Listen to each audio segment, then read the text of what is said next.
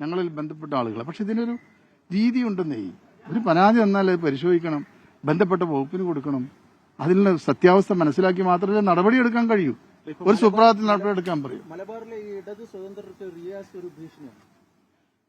നോക്കൂ, ആർക്കും ഒരു ഭീഷണിയുമില്ല. കേരളത്തിൽ 141 നിയോജക മണ്ഡലങ്ങളുണ്ട്. ഈ 141 നിയോജക മണ്ഡലങ്ങളും ആളുകൾ ജയിച്ചു വരുന്നുണ്ട്. ചില സമയത്ത് സ്വതന്ത്രം ജയിച്ചു വരാറുണ്ട്, പാർട്ടി മാത്രം ജയിച്ചു വരുന്ന മണ്ഡലങ്ങളുണ്ട്. അത് ആ രീതിയിൽ നടക്കും. അതിപ്പോ ടി കെ ഹംസയെ പോലുള്ള ആളുകൾ ജയിച്ചു വന്ന് എത്രയും കാലം ഏതെല്ലാം പദവികൾ അദ്ദേഹം വഹിച്ചു. ശ്രീ ജലീൽ ഏതെല്ലാം പദവികൾ വഹിച്ചു. നോക്കൂ, ഇതൊക്കെ നിങ്ങൾ പറയുന്നതാ. നോക്കൂ, നിങ്ങൾ പറയുന്ന, അപ്പൊ അൻവർ പറയുന്നത് നിങ്ങൾ ചേർത്ത് പറയുന്നു എന്നുള്ളതാണ്. ഇതിലൊന്നും ഒരു കാര്യമില്ല. തെറ്റായിട്ടുള്ള കാര്യങ്ങളാണ് നിങ്ങൾ പറയുന്നത്. തെറ്റായുള്ള പ്രചരണങ്ങൾക്ക് കൂട്ടുനിൽക്കാതിരിക്കുക. അദ്ദേഹത്തെ പോലെ ഒരാൾ തുടക്കത്തിൽ പറഞ്ഞ കാര്യങ്ങൾ അത് ഗൌരവമായി ഗവൺമെന്റ് എടുത്തു, മുന്നണി എടുത്തു, അത് പരിശോധിച്ചു. അതിന്റെ ഭാഗമായി നടപടികളിലേക്ക് കടന്നു. അപ്പോൾ നിങ്ങൾ എന്തിനാ ഒരു പരാതി കൊടുക്കുന്നത്? പരിഹാരത്തിനാണ്. ആ പരിഹാരത്തിലേക്ക് വന്നതിനും ശേഷവും അത് കാര്യങ്ങൾ അറിഞ്ഞതിന് ശേഷവും തെറ്റായ വാശി പിടിക്കാൻ പാടില്ലല്ലോ. ഇതൊരു സംവിധാനമല്ലേ, കേരളത്തിൽ ഭരണ സംവിധാനമല്ലേ.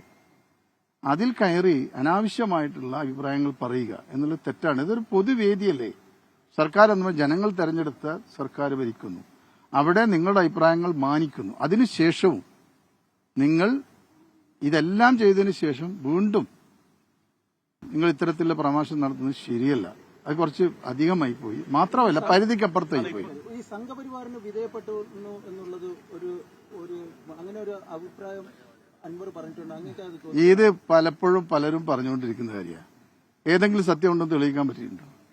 ഇപ്പോ ഓരോ കാര്യങ്ങൾ എടുത്ത് പറയുമ്പോഴും ഇത് എത്ര വർഷം മുതൽ തുടങ്ങിയത്? വടകര ഇലക്ഷൻ മുതൽ പറഞ്ഞു വരുത്തുന്നതല്ലേ ഇത്.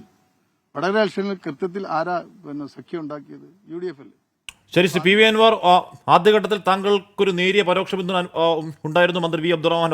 ഇപ്പോൾ താങ്കളെ പൂർണ്ണമായി തള്ളിപ്പറയുകയാണ്, അതുപോലെ RSS ബന്ധത്തിലടക്കം. എന്റെ മനസ്സിലാക്കൽ അന്ന് കോട്ടയം ഗസ്റ്റ് ഹൗസിൽ അബ്ദുറഹ്മാൻ മുഖ്യമന്ത്രിയെ കണ്ടതാണ്. DGP മുഖ്യമന്ത്രിയും കൂടിക്കാഴ്ച നടത്തുമ്പോൾ അന്ന് മന്ത്രി വി അബ്ദുറഹ്മാൻ അവിടെ ഉണ്ടായിരുന്നതാണ് കേട്ടോ. ശ്രീ അൻവർ, മന്ത്രിയോട് പ്രതികരിക്കാനുണ്ടോ? ഇല്ല, നമ്മളെ സുഹൃത്തല്ലേ, അതിനൊന്നും പ്രതികരിക്കേണ്ട കാര്യമില്ല. അല്ലല്ലേ, ഞാൻ പറഞ്ഞ ഈ പറയുന്ന RSS ബന്ധം അല്ലെങ്കിൽ BJP അന്തർധാര, ഈ സാധനങ്ങളിലൊന്നും പൂർണ്ണമായി തള്ളിപ്പറയണം. ഇതൊക്കെ എത്ര നാളെ കേൾക്കുന്നതാണെന്ന് ചോദിക്കുകയാണ് വി അബ്ദുറഹ്മാൻ. അതൊന്നും കഥയില്ലെന്ന് പറയുകയാണ്. അത്ര തീരെ കഥയില്ലാത്ത കാര്യമാണോ താങ്കളടക്കം പറഞ്ഞത് അൻവർ? അല്ല, അത് അദ്ദേഹത്തിന്റെ അഭിപ്രായമല്ല. അദ്ദേഹത്തിന്റെ അഭിപ്രായം അദ്ദേഹത്തിന് പറയാലോ, അത്രേ ഉള്ളൂ. അശ്വി, എന്റെ അഭിപ്രായം പറയുന്നുണ്ടല്ലോ. വേറൊരാൾ പറയുന്ന അഭിപ്രായത്തെ ക്രോസ് വെരിഫിക്കേഷൻ ചെയ്യണമെന്ന് ഞാനില്ല. ശ്രീ പി വി അൻവർ, ഇന്നിപ്പോ മുഖ്യമന്ത്രി മറുപടി പറയാതെ പിന്നീട് കാര്യങ്ങൾ പറയാം എന്ന് പറഞ്ഞൊഴിയുകയാണ് ചെയ്തത്. അത് അപ്രതീക്ഷിതമായിരുന്നു എന്ന് താങ്കൾ കരുതുന്നുണ്ടോ? മുഖ്യമന്ത്രി മറ്റെന്തെങ്കിലും ഭയക്കുന്നുണ്ടോ?